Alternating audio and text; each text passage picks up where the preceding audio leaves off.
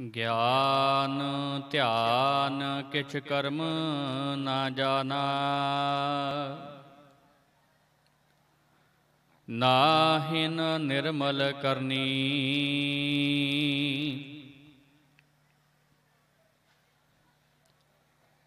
साध संगत के अंचल लाभो,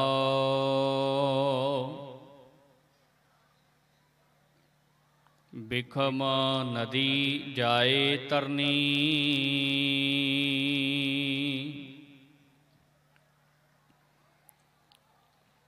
परम सत्कार सन्मान योग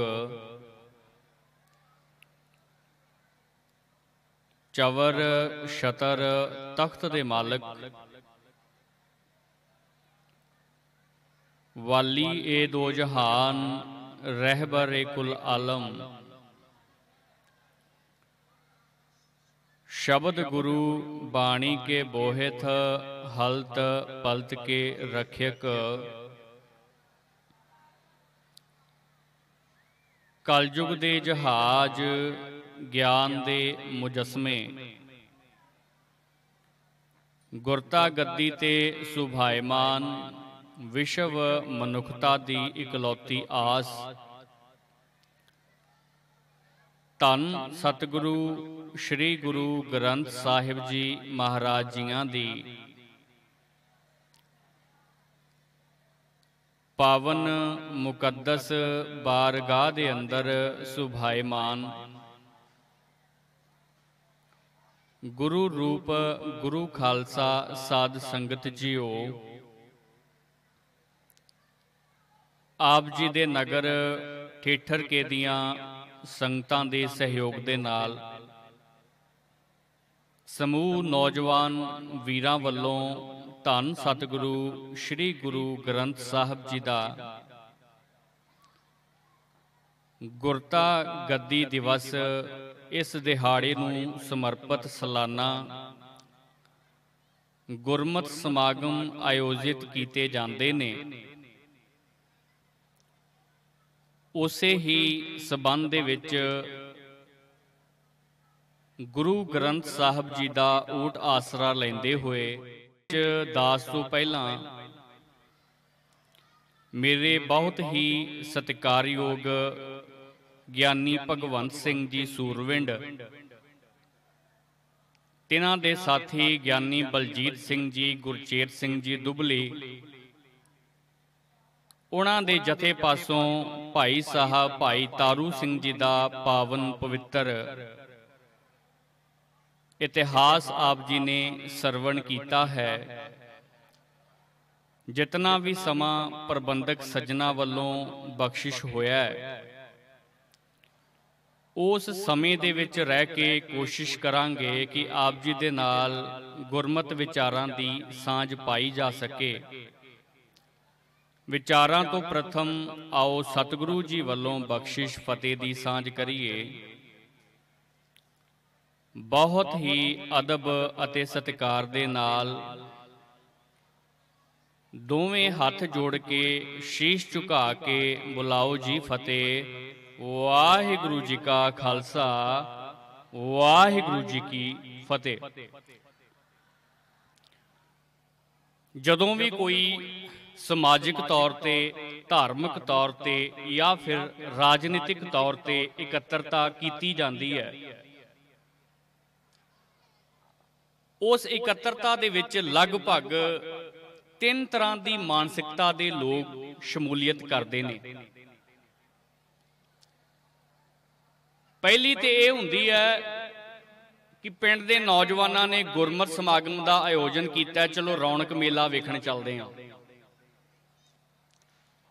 उदों साडी सोच केवल रौनक मेले तक सीमित हुंदी है कि बाहर टिक्कियां समोसे खा ले, माफ करियो या तो ढाणियां बना के किते खड़ गए या किते खड़ गए, एक ते आ सोच हो गई। दूसरी सोच थोड़ी गिनती उन्हां दी घट हुंदी है, हुंदी जरूर है कि जिहड़े जथे आए ने या तो उन्हां दे विचों कोई ना कोई कमी पेशी कढ़नी है, या तो प्रबंधक सज्जना ने जिहड़ा प्रबंध किया उहदे उपर कोई ना कोई नुकताचीनी करनी है, या फिर किते जोर ना चलिया तो गुरुद्वारे के भाई साहब ना कोई हुज्जत कर लेनी है। दूजी तरह की मानसिकता ये होंदी है। तीजी तरह की मानसिकता होंदी है कि मन दे विच एक चाह हुंदा है कि वीरां ने घर घर जाके बेनती करके समागम का आयोजन किया। ये वीरां दा आयोजन समागम नहीं, ये सिख पंथ का समागम है। इस पंथ दे विच अज गुरु कीयां बातां होणगीआं, गुरु के इतिहास दीयां गल्लां होणगीआं, गुरु साहब बिराजे होणगे। अज गुरु दे कोलों अरदासां बेनतियां करके झोलियां अड़ के खुशियां लैके आउणियां ने, कुछ ना कुछ सिख के आउणा है। तीजी मानसिकता ये हुंदी है। भाई साहब भाई गुरदास जी, मैं आवांगा गुरु ग्रंथ साहब जी के इतिहास वाले पासे। पहला भूमिका दे विच आप जी दे नाल थोड़ियां जिहियां विचारां मैं साझियां करनियां चाहांगा। भाई गुरदास जी जो गुरमत दे मारतंड होए ने, उन्होंने ना इस जीवन नूं एक अवसर कहा। अवसर दा इंग्लिश दे विच पर्याय हुंदा है चांस। पंजाबी दे विच इहनूं कह लईए ते मौका। जिंदगी दे विच जिउंदियां ते मौके बहुत सारे मिलते ने, लेकिन जिहड़ा ये शरीर है, भाई गुरदास जी कहते इहदा मौका इक्को बारी मिलना है, जदों इहदे विचों प्राण निकल के दोबारा मौका नहीं मिलता। मौका अपने आप दे नाल संभावनावां दे नाल भरपूर हुंदा है, संभावनावां दे नाल लबरेज हुंदा है। समझण दी कोशिश करियो। एक मौका हुंदा है, मान लो बच्चे ने बहुत सारी फौज दे विच भर्ती होने वास्ते दौड़ लगाई है, एक सैकेंड तो वो रह जाता है तो अगे लगे हुए फौजी रस्सी नूं तां कर देंदे, कह लगे जी हुण तेरी दौड़ इत्थों तक सीमित सी, एक सेकेंड तो घट रह गया, हुण तू भर्ती नहीं हो सकता। तो बच्चा वो सोचता है कि किते मौका मिलता, थोड़ी जी दौड़ होर लाई हुंदी, थोड़ी जी मेहनत होर लाई हुंदी ते अज फौजी बन जाना सी। मौका जदों खुंझदा है उहदी दर्द बड़ी बुरी हुंदी है। मौका जदों खुंझदा, मौका कई कुछ सिखा जाता है, कई तरह के एहसास दे जाता है। मनुख जदों प्रीख्या भवन दे विच वड़दा है पेपर देण वास्ते, ते जदों पेपर सामने आउंदा है ना, ते जदों सवाल वड्डे ते छोटे पढ़दा है ते मन दे विच ध्यान आउंदा है, ते इह ते ओह जिहड़े सवाल आ गए जिन्हां दे बारे मैं चंगी तरह पढ़िया ही नहीं सी।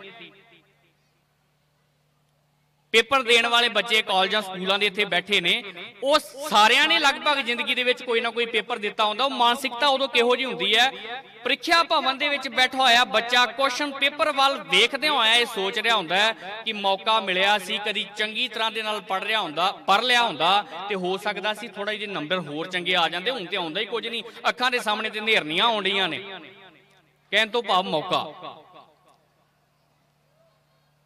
पुत्र जदों नशियां दे विच पै जाए, बेबे ने उहदा चेहरा तकिया होवे दगदा करदा, अपने हत्थां दे नाल चूरी कुट के बेबे ने उहदे मूंह दे विच पाई होवे, उहनूं छकाई होवे, उहनूं प्रेरणा कीती होवे, उहनूं तक के मां जिउंदी होवे, ते माफ करियो जिद्दन ओह पुੱਤ माड़ी संगत दे विच पै के अपना जीवन तबाह कर लैंदा है, फिर पीला जिहा मूँह लैके मां दे सामने आउंदा है, ते मां कई बारी सोचदी है कि मौका सांभिया हुंदा, इहनूं किते चंगी सिक्ख्या दित्ती हुंदी, गुरु दे लड़ लाया हुंदा ते अज हालात वेखण नूं ना मिलदे। कहण तों भाव कि मौका बहुत वड्डी संभावना हुंदी है, चीज़ हुंदी है, इहनूं संभालना चाहीदा है। भाई साहब भाई गुरदास जी भी इस जीवन नूं एक मौका कहंदे ने, ते उदाहरण दिंदे होए भाई साहब भाई गुरदास जी कहंदे ने, सुध ना होवै बाल बुद्ध बालक लीला विच विहावै। इहनूं समझण दी कोशिश करियो, फिर असीं इतिहास वाल आवांगे। पावन श्री गुरु ग्रंथ साहब जी का इतिहास की है। भाई गुरदास जी कहते कि मनुख के जीवन दे विच तीन अवस्थावां आउंदियां ने, आप सारिआं नूं पता है, एक बालपन, एक जवानी ते एक बुढ़ापा। इन्हां तिन्नां दे आपो अपने गुण भी ने ते इन्हां तिन्नां दे आपो अपने दोष भी ने। बचपन का गुण यह है कि यह साफ हुंदा है, एक कोरे कागज की तरह हुंदा है, ਇਹਦੇ अंदर किसी तरह का कोई वल फरेव नहीं हुंदा, किसी तरह का कोई वलेवा नहीं हुंदा, किसी तरह का कोई झूठ नहीं हुंदा। इसे करके बच्चियां नूं कहा जाता है कि ये रब दा रूप ने। लेकिन ਇਹਦਾ दोष ये हुंदा है कि बहुत ही यारी बचपन खेडदे लंघ जाता है। लेकिन साडा इतिहास दसदा है कि साडे इतिहास दे विच अजिहे भी बच्चे होए ने जिन्हां नूं बाबा कहा गया। छोटे साहिबजादे, बाल शहीद ननकाना साहब दा बाबा दरबारा सिंह, जिन्हों भरोसे का भांबड़ कहा जाता है, चुक के बल की अग दे विच सुट दिता, लेकिन अपने अंदरों सिक्खी खत्म नहीं होने दी। ਬਾਬਾ ਬੁੱਢਾ ਸਾਹਿਬ ਜੀ ਜਿਹੜੇ ਬਚਪਨ ਦੇ ਵਿੱਚ ਬਜ਼ੁਰਗ ਬਚਪਨ ਦੇ ਵਿੱਚ ਸਨ, ਲੇਕਿਨ ਗੁਰੂ ਨਾਨਕ ਸਾਹਿਬ ਨੇ ਕਿਹਾ ਕਿ ਬੂੜਿਆ ਤੂੰ ਗੱਲਾਂ ਬਜ਼ੁਰਗਾਂ ਵਾਲੀਆਂ ਕਰਦਾ, ਇਸ ਕਰਕੇ ਉਹਨਾਂ ਨੂੰ ਬਾਬਾ ਬੁੱਢਾ ਸਾਹਿਬ ਕਿਹਾ ਜਾਂਦਾ ਸੀ। ਉਹ ਵੀ ਬਾਲਪਨ ਦੇ ਵਿੱਚ ਹੋਏ ਨੇ। ਬਾਲਪਨ ਦੇ ਵਿੱਚ ਭਗਤ ਧਰੂਰ ਜੀ ਦਾ ਬਾਣੀ ਦੇ ਵਿੱਚ ਨਾਮ ਆਉਂਦਾ, ਭਗਤ ਪ੍ਰਹਿਲਾਦ ਜੀ ਦਾ ਬਾਣੀ ਦੇ ਵਿੱਚ ਨਾਮ ਆਉਂਦਾ। ਬਚਪਨ ਬਹੁਤੀ ਯਾਰੀ ਤੇ ਖੇਡਦਿਆਂ ਲੰਘ ਜਾਂਦਾ ਹੈ, ਲੇਕਿਨ ਜੇ ਬਚਪਨ ਦੇ ਵਿੱਚ ਬੱਚਿਆਂ ਦੇ ਮਾਈਂਡ ਦੇ ਵਿੱਚ ਚੰਗੀਆਂ ਗੱਲਾਂ ਭਰੀਆਂ ਜਾਣ, ਉਹ ਤਾ ਉਮਰ ਕੰਮ ਆਉਂਦੀਆਂ ਨੇ, ਤਾ ਉਮਰ। ਨਹੀਂ ਤੇ ਆਪਣੇ ਤੇ ਬਹੁਤੇ ਪਤਾ ਕੀ ਹੁੰਦਾ, ਪੁੱਤ ਕੱਢਦੇ ਚਾਚੇ ਨੂੰ ਗਾਲ, ਫਿਰ ਨਿਆਣਾ ਗਵਾਈਡੀ ਗਾਲ ਕੱਢ ਕੇ ਚਾਚੇ ਨੂੰ ਬੱਲੇ ਬੱਲੇ ਬੜੀਆਂ ਗੱਲਾਂ ਸੋਹਣੀਆਂ ਕਰਦਾ। ਸਾਡੇ ਬਚਪਨ ਕਈ ਵਾਰੀ ਇਦਾਂ ਨਹੀਂ ਚੱਲਦੇ ਸਾਡੇ ਘਰਾਂ ਦੇ ਵਿੱਚ, ਕਹਦੇ ਇਹਨੂੰ ਇਦਾਂ, ਕਹਦੇ ਫਲਾਣੇ ਨੂੰ ਇਦਾਂ ਦਾ ਬਚਪਨ ਦੇ ਵਿੱਚ ਬੱਚਿਆਂ ਨੂੰ ਇਦਾਂ ਦਾ ਬਿਲਕੁਲ ਨਹੀਂ ਕੁਝ ਸਿਖਾਉਣਾ ਚਾਹੀਦਾ। ਬਚਪਨ ਐਵੇਂ ਗੁਜ਼ਰ ਜਾਂਦਾ। ਦੂਸਰੀ ਅਵਸਥਾ ਹੁੰਦੀ ਹੈ, ਭਾਈ ਸਾਹਿਬ ਭਾਈ ਗੁਰਦਾਸ ਜੀ ਕਹਿੰਦੇ ਸੁੱਧ ਨਾ ਹੋਵੇ ਬਾਲ ਬੁੱਧ, ਬਾਲਕ ਲੀਲਾ ਵਿੱਚ ਵਿਹਾਵੈ। ਫਿਰ ਆਉਂਦੀ ਹੈ ਜਵਾਨੀ, ਪਰ ਜੋਬਨ ਭਰਮਾਈ ਹੈ, ਪਰ ਧਨ ਨਿੰਦ ਲੁਭਾਵੈ। ਜਵਾਨੀ ਦੇ ਵੀ ਆਪਣੇ ਗੁਣ ਨੇ ਤੇ ਜੋਸ਼ ਨੇ। ਛਾਤਰ ਲੋਕਾਂ ਵੱਲੋਂ ਜਵਾਨੀ ਨੂੰ ਵਰਤਿਆ ਜਾਂਦਾ ਹੈ, ਹਮੇਸ਼ਾ ਵਰਤਿਆ ਜਾਂਦਾ ਹੈ। ਭਾਵੇਂ ਕੋਈ ਕ੍ਰਾਂਤੀ ਹੋਵੇ, ਭਾਵੇਂ ਕੋਈ ਜੰਗ ਹੋਵੇ, ਭਾਵੇਂ ਕੋਈ ਯੁੱਧ ਹੋਵੇ, ਜਵਾਨੀ ਨੂੰ ਵਰਤਿਆ ਜਾਂਦਾ ਹੈ। ਵੱਡੇ ਵੱਡੇ ਧਰਨਿਆਂ ਦੇ ਵਿੱਚ ਕਈ ਵਾਰੀ ਜਵਾਨੀ ਨੂੰ ਵਰਤਿਆ ਜਾਂਦਾ। ਵੇਖੋ, ਧਰਨੇ ਲਾਉਣੇ ਮਾੜੀ ਨਹੀਂ, ਪ੍ਰੋਟੈਸਟ ਕਰਨੇ ਮਾੜੀ ਗੱਲ ਨਹੀਂ, ਲੇਕਿਨ ਕਈ ਲੋਕ ਜਵਾਨੀ ਨੂੰ ਵਰਤ ਜਾਂਦੇ ਨੇ ਕਿਉਂਕਿ ਜੋਸ਼ ਬੜਾ ਹੁੰਦਾ ਹੈ। ਕਈ ਲੋਕ ਜਵਾਨੀ ਤੋਂ ਲੀਡਰ ਬਣਦੇ ਨੇ, ਜਵਾਨਾਂ ਨੂੰ ਵਰਤ ਕੇ, ਉਹਨਾਂ ਦੇ ਸਿਰਾਂ ਨੂੰ ਵਰਤ ਕੇ ਲੀਡਰ ਬਣਦੇ ਨੇ। 84 ਦੇ ਵਿੱਚ ਪੁਲਿਸੀਆਂ ਨੇ ਕੀ ਕੀਤਾ, ਸਾਡੇ ਜਵਾਨਾਂ ਦੇ ਸਿਰ ਵੱਢ ਕੇ ਆਪਣੇ ਮੋਢਿਆਂ ਤੇ ਸਟਾਰ ਲਵਾਏ। ਸਾਡੇ ਬੱਚਿਆਂ ਦੇ ਖੂਨ ਕਰ ਕਰਕੇ ਆਪਣੇ ਇਹਨਾਂ ਨੇ ਅਹੁਦੇ ਵਧਾਏ। ਲੇਕਿਨ ਇਹਨਾਂ ਦਾ ਅੰਤ ਕਿਹੋ ਜਿਹਾ ਹੁੰਦਾ, ਖੈਰ ਉਹ ਵੱਖਰਾ ਵਿਸ਼ਾ ਹੈ। ਜਵਾਨੀ ਦੇ ਵਿੱਚ ਭਾਈ ਸਾਹਿਬ ਭਾਈ ਗੁਰਦਾਸ ਜੀ ਕਹਿੰਦੇ ਜਵਾਨੀ ਦੇ ਵਿੱਚ ਇੰਨਾ ਜੋਸ਼ ਹੁੰਦਾ ਹੈ, ਇਹ ਦਰਿਆ ਦੇ ਵਾਂਗੂ ਹੁੰਦੀ ਹੈ। ਜਿਵੇਂ ਦਰਿਆ ਦੇ ਉੱਪਰ ਬੰਨ ਲਾ ਕੇ ਉਹ ਤੋਂ ਬਿਜਲੀ ਵੀ ਪੈਦਾ ਕੀਤੀ ਜਾ ਸਕਦੀ ਹੈ, ਜੇਕਰ ਦਰਿਆ ਕਾਬੂ ਹੋ ਜੇ ਤੇ ਉਹ ਫਿਰ ਹੜ੍ਹ ਲਿਆ ਦਿੰਦਾ। ਇੰਨੀ ਤਾਕਤ, ਇੰਨੀ ਸੱਤਿਆ, ਇੰਨਾ ਵੇਗ ਜਵਾਨੀ ਦੇ ਵਿੱਚ ਹੁੰਦਾ ਹੈ। ਤੇ ਜਿਹੜੇ ਲੋਕ ਜਵਾਨੀ ਨੂੰ ਸਾਂਭ ਲੈਂਦੇ ਨੇ ਉਹਨਾਂ ਦਾ ਬੁਢੇਪਾ ਵੀ ਸੰਵਰ ਜਾਂਦਾ ਹੈ। ਜਿਹੜੇ ਜਵਾਨੀ ਨੂੰ ਨਹੀਂ ਸਾਂਭਦੇ ਉਹ ਫਿਰ ਬੁਢੇਪੇ ਦੇ ਵਿੱਚ ਵੀ ਟੱਕਰਾਂ ਹੀ ਮਾਰਦੇ ਫਿਰਦੇ ਨੇ। ਭਾਈ ਗੁਰਦਾਸ ਜੀ ਕਹਿੰਦੇ ਜਵਾਨੀ ਦੇ ਵਿੱਚ ਬਹੁਤੀ ਵਾਰੀ ਮਨੁੱਖ ਪਰ ਤਨ, ਪਰਾਏ ਤਨ ਵੱਲ ਉਹਦਾ ਧਿਆਨ ਹੁੰਦਾ ਹੈ, ਪਰਾਏ ਧਨ ਵੱਲ ਉਹਦਾ ਧਿਆਨ ਹੁੰਦਾ ਹੈ। ਇੱਕ ਮੈਂ ਪਰਸੋਂ ਦੀ ਗੱਲ ਹੈ, ਅੰਮ੍ਰਿਤਸਰ ਤੋਂ ਗੁਰਦਾਸਪੁਰ ਜਾ ਰਿਹਾ ਸੀ ਤੇ ਇੱਕ ਨਾ ਥਾਰ ਜੀਪ ਮੇਰੇ ਲਾਗੋਂ ਦੀ ਲੰਘੀ। ਥਾਰ ਜੀਪ ਇੱਕ ਸਿੰਬਲ ਹੈ, ਕਹਿ ਲਓ ਟੌਰ ਦਾ, ਕਹਿ ਲਓ ਕਿਸੇ ਵੀ ਤਰੀਕੇ ਨਾਲ। ਯੂਥ ਇਹਨੂੰ ਕਾਫੀ ਪਸੰਦ ਕਰਦਾ ਹੈ। ਸਰਦਾਰਾਂ ਦਾ ਮੁੰਡਾ ਵਿੱਚ ਬੈਠਾ, ਤੇ ਜੇ ਮੈਂ ਲਫ਼ਜ਼ ਇੱਥੇ ਵਰਤਾਂ, ਸਰਦਾਰਾਂ ਦਾ ਵੀ ਨਹੀਂ, ਜੱਟਾਂ ਦਾ ਮੁੰਡਾ ਵਿੱਚ ਬੈਠਾ। ਤੇ ਪਿੱਛੇ ਪਤਾ ਕੀ ਲਿਖਿਆ, ਕਹਿੰਦਾ ਜ਼ੋਰ ਜਵਾਨੀ ਪੱਲੇ, ਫਿਰ ਜੱਟ ਸਿੱਧਾ ਕਿਉਂ ਚੱਲੇ, ਫਿਰ ਤੇ ਕਹਿੰਦਾ ਟੇਢਾ ਟੇਢਾ ਹੀ ਚੱਲੂਗਾ। ਮੈਂ ਹੈਰਾਨ ਹੋ ਗਿਆ ਕਿ ਸਾਡੀ ਮਾਨਸਿਕਤਾ ਅੱਜ ਕਿੱਧਰ ਨੂੰ ਜਾ ਰਹੀ ਹੈ। ਤੇਰੇ ਪੱਲੇ ਜ਼ੋਰ ਹੋਵੇ, ਤੇਰੇ ਪੱਲੇ ਜਵਾਨੀ ਹੋਵੇ ਤੇ ਕੁਝ ਕਰਕੇ ਵਿਖਾ, ਬੇਬੇ ਬਾਪੂ ਦਾ ਨਾਂ ਉੱਚਾ ਕਰਕੇ ਵਿਖਾ। ਬਾਅਦ ਦੇ ਵਿੱਚ ਬਾਪੂ ਥਾਣੇ ਜਾ ਕੇ ਹੱਥ ਜੋੜਦਾ ਫਿਰੇ, ਥਾਣੇਦਾਰ ਸਾਹਿਬ ਸਾਡਾ ਕਸੂਰ ਕੋਈ ਨਹੀਂ, 20-30 ਹਜ਼ਾਰ ਦੇ ਕੇ ਲੈ ਦੇ ਕੇ ਪੁੱਤ ਛੁੱਟੇ ਤੇ ਬਾਪੂ ਹੱਥ ਜੋੜ ਕੇ ਥਾਣਿਓਂ ਬਾਹਰ ਆਏ। ਇਹੋ ਜੀ ਜਵਾਨੀ ਨੂੰ ਅੱਗ ਦੇ ਵਿੱਚ ਲਾਉਣਾ ਹੈ ਜਾਂ ਫੋੜੇ ਤੇ ਲਾਉਣਾ ਹੈ? ਮਾਫ ਕਰਿਓ ਲਫ਼ਜ਼। ਸਾਡਾ ਜਿਹੜਾ ਕਾਰ ਵਿਹਾਰ ਹੁੰਦਾ ਨਾ, ਸਾਡੀ ਮਾਨਸਿਕਤਾ ਤੈਅ ਕਰਦਾ ਹੈ।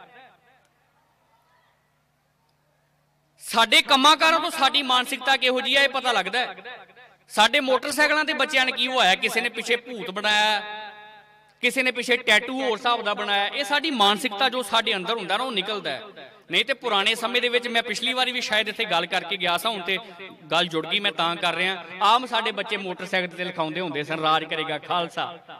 ਟਰਾਲੀਆਂ ਤੇ ਲਿਖਿਆ ਹੋਇਆ ਸੀ, ਮੇਰਾ ਰੁੱਸੇ ਨਾ ਕਲਗੀਆਂ ਵਾਲਾ ਜੱਗ ਭਾਵੇਂ ਸਾਰਾ ਰੁੱਸ ਗਏ। ਤੇ ਹੁਣ ਟਰਾਲੀਆਂ ਤੇ ਲਿਖਾਇਆ ਹੁੰਦਾ ਜੱਟ 6911। ਮਾਫ ਕਰਿਓ, ਸੋਚ ਕਿੱਧਰ ਜਾ ਰਹੀ ਹੈ? ਸਰਕਾਰਾਂ ਗੁਰੂ ਗ੍ਰੰਥ ਸਾਹਿਬ ਤੋਂ ਸਾਨੂੰ ਤੋੜ ਕਿਵੇਂ ਰਹੀਆਂ ਨੇ? ਮੈਂ ਇਸੇ ਵਿਸ਼ੇ ਵੱਲ ਆਵਾਂਗਾ, ਲੇਕਿਨ ਮੈਂ ਹਰੇ ਭੂਮਿਕਾ ਦੇ ਵਿੱਚ ਚੱਲ ਰਿਹਾ ਕਿ ਸਮਝਣ ਦੀ ਕੋਸ਼ਿਸ਼ ਕਰੀਏ।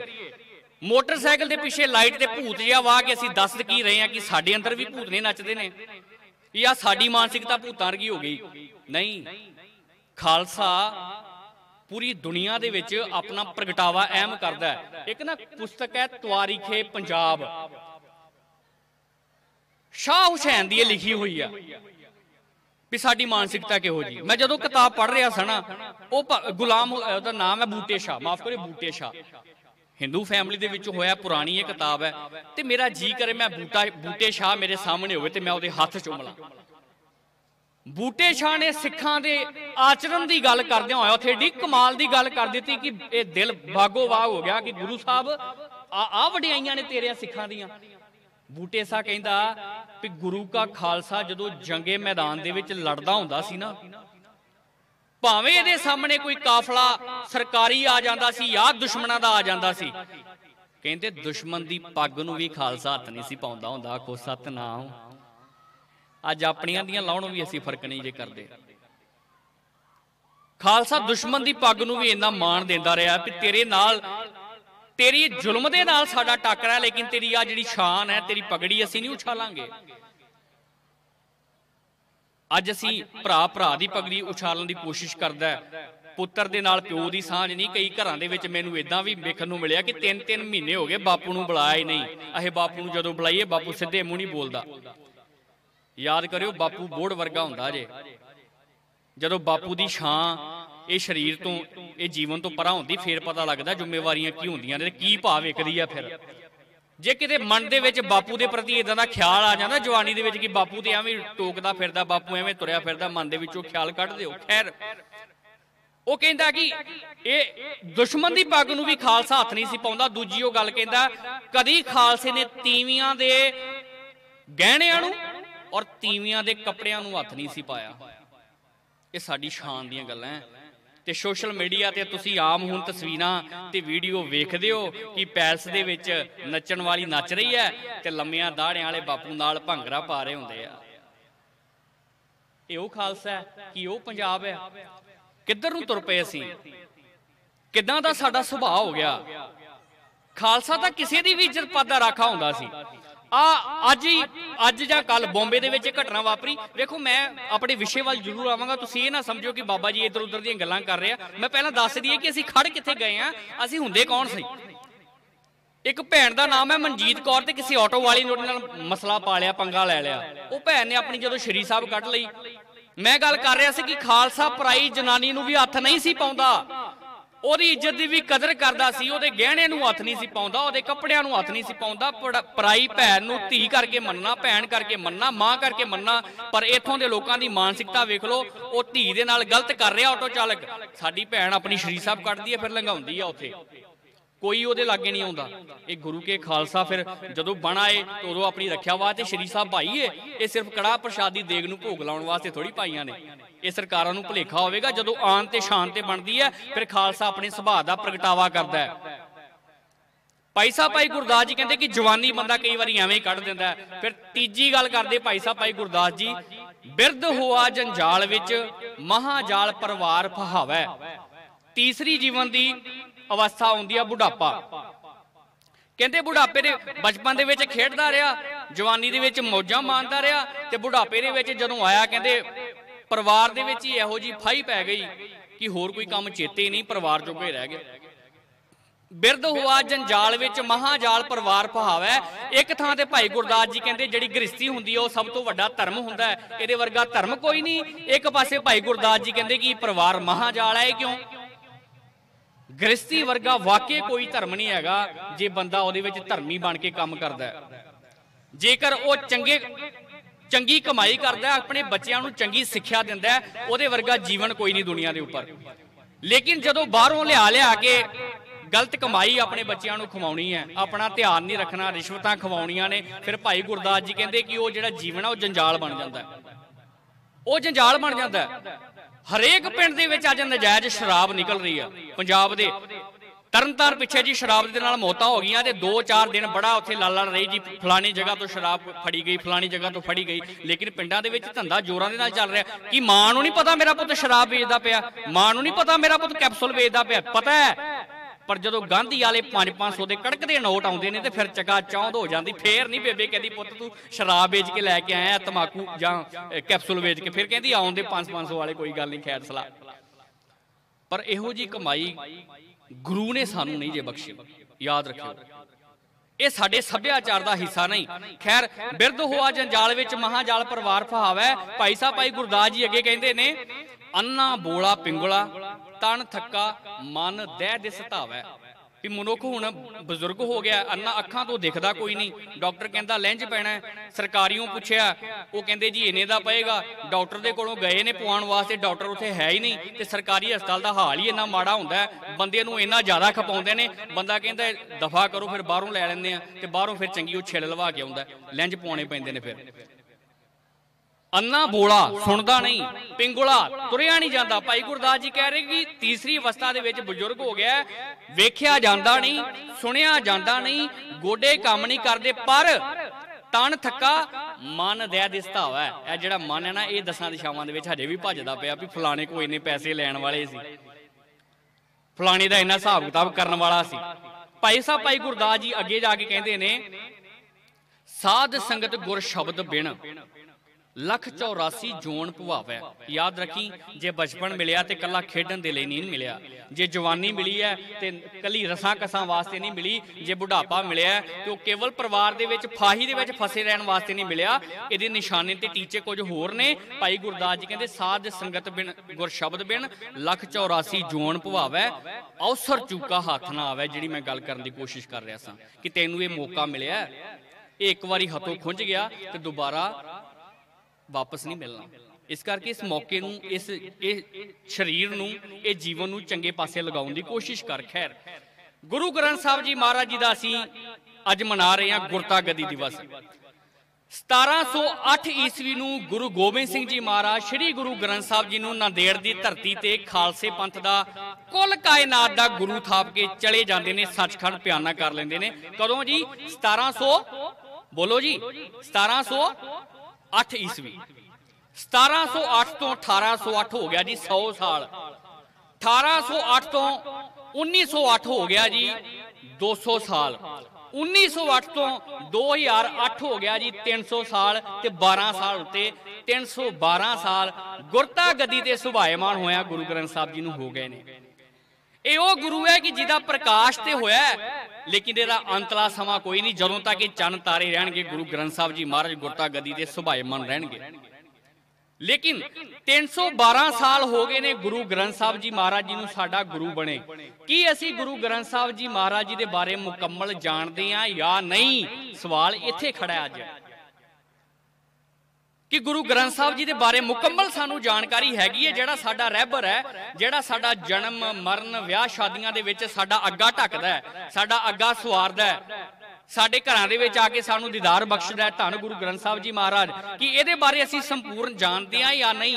गल इत्थे है।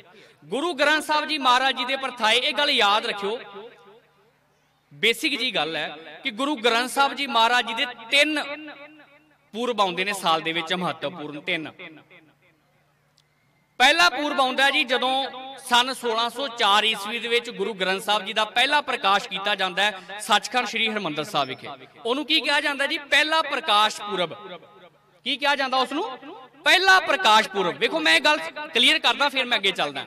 3 आउंदे ने भी सानू बेसिक जानकारी गुरु ग्रंथ साहब बारे होनी चाहिदी आ। 3 गल्लां समझ लोगे ना ते समझ लो कि गुरु ग्रंथ साहब वाल नूं असीं जाना शुरू कर दित्ता है। पहला प्रकाश पूर्व आउंदा है 1604 ईस्वी नूं जदों गुरु अर्जन देव जी महाराज बाबा बुढ़ा जी नूं हैड ग्रंथी थाप के सचखंड श्री हरमंदर साहब जी दे विच पहला प्रकाश गुरु ग्रंथ साहब जी दा करदे ने। दूसरा पूर्व आउंदा जी संपूर्णता दिवस। इन्हां तिन्हां दे विच डिफरेंस ने, असीं कई वारी गुरु ग्रंथ साहब जी दा इक्को ही समझी जाने सारा। दूसरा आउंदा जी संपूर्णता दिवस। ये संपूर्णता दिवस दमदमा साहब विखे बठिंडा तलवंडी साबो की धरती, उत्थे गुरु साहब जी गुरु गोबिंद सिंह जी बाबा दीप सिंह जी दे 9वें पातशाह जी की बाणी नूं ऐड करते हैं तो गुरु ग्रंथ साहब जी की संपूर्णता हो जाती है। उत्थों बाणी दीयां बीड़ां होर बाबा दीप सिंह जी लिखते हैं। यह है जी दूसरा गुरु ग्रंथ साहब जी के नाल संबंधित पूर्व। तीसरा पूर्व आउंदा जी गुरता गद्दी, जिहड़ा अज असीं मना रहे हैं। गुरता गद्दी सन 1708 ईस्वी दे विच गुरु गोबिंद सिंह जी महाराज दे के जांदे आ नांदेड़ दी धरती ते श्री गुरु ग्रंथ साहब जी महाराज जी नूं। ते असीं रोजाना एक दोहरा पढ़दे हां, उहदे संबंध दे विच आग्या भई, सारे पढ़िए जी, आग्या भई अकाल की,